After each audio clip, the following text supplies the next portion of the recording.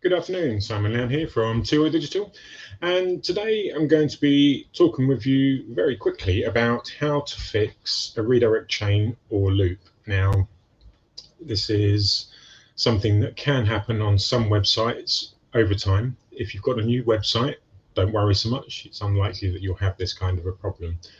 But for those of you that aren't sure, there are ways to check. So what I'll do is I'll talk you through it and how to find them and fix them. And it's actually a lot simpler than it sounds. But if you've got a long redirect chain or much worse, a loop, then they're potentially quite bad for your SEO and for your user experience because they'll just break your site when people try and click on them.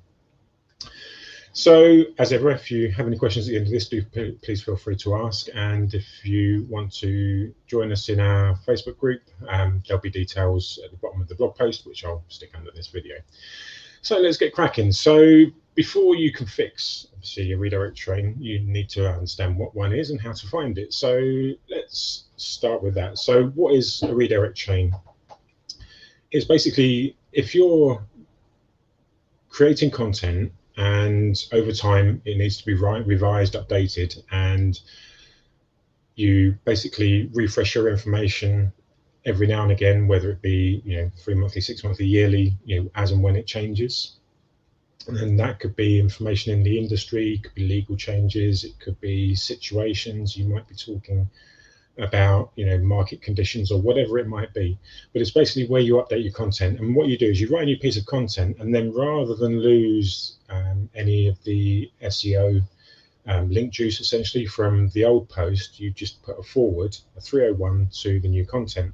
So if somebody finds the old link, they click on it and they get forwarded through to the new piece of content. That's all fine.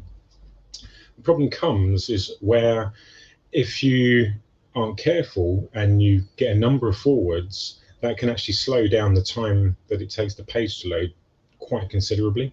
So if you've done several updates, over the months or years, and you've been using forwards, you can get to a situation where if somebody finds the oldest link, they're being forwarded several times, and there's a number of different errors that can occur as a result of that. Too many redirects comes up, timeouts, etc., depending on the speed of the core services on your server. So potentially it can be a problem because it's going to slow down the user experience, and potentially, like I say, it could break the site, so you could end up with an error. Now, a step on from that is if you make a mistake in what you do with your 301 forwards, is if you actually link back into somewhere earlier in the chain, and it just goes around and round and round in an infinite loop. And so obviously that will break your site, absolutely guaranteed. The redirects in and of themselves, depending on how many are and technical specs of your servers, etc., may not, but potentially it could do in the long run. So I've put some diagrams in the blog post connected with this video. So if you find the link around this video to the blog post, you'll see there's a couple of diagrams that explain that really simply about how that works. And there's also a really good diagram at the bottom of the blog post that shows you how to fix it. So you can actually find redirect loops relatively easily. Now, again, if you're not using one of the big SEM tools, if you're not on Ahrefs, Moz, SEMrush or anything like that, Majestic, you can get free tools to help you with this. So Screaming Frog, not an actual Screaming Frog, but the tool, Screaming Frog. So SEO Spider, created by Screaming Frog, are one of the free tools that you can get. Now, it's free depending on some certain criteria. If you've got a really big old website, it only scans up to a number of links for free. I think it's 500 pages or something like that. So again, you look at potentially trials of one of the big SEM tools if you want to find it. But essentially, all you're looking for is the number of redirects. So you basically, if you qualify for the free version, the chances are you possibly won't have this kind of a problem. But finding a loop in a chain, I mean, in Screaming Frog's SEO Spider, literally all you do is you scan your site, You go up to reports, you go into the redirects report, and then just download all redirects, and essentially that gives you a spreadsheet. You go into a spreadsheet, you sort it into number order of the number of redirects, and anything that's over, say, 2, maybe 3 redirects, go and fix them. And it's literally as simple as, when you fix a redirect chain or loop, is instead of anything complicated, literally all it is you go to each document and you've put a 301 to the latest document directory. So document directly.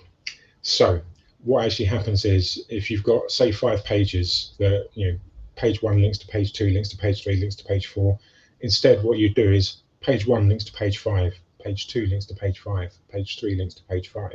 And so very simply, you get over that problem by only whatever link that people may find out on the web that you've posted or promoted over time. It's when they click on it, it's just one redirect to the latest piece of content, and so that improves your speed, the risk of loops. It stops people having to wait, get any redirect errors or anything like that. So if that's of help to you, like I say, please do feel free to get a comment. If anything's not clear, do please feel free to ask a question. I will answer them for you. But that's pretty much it. It's very simple. So as I say, there are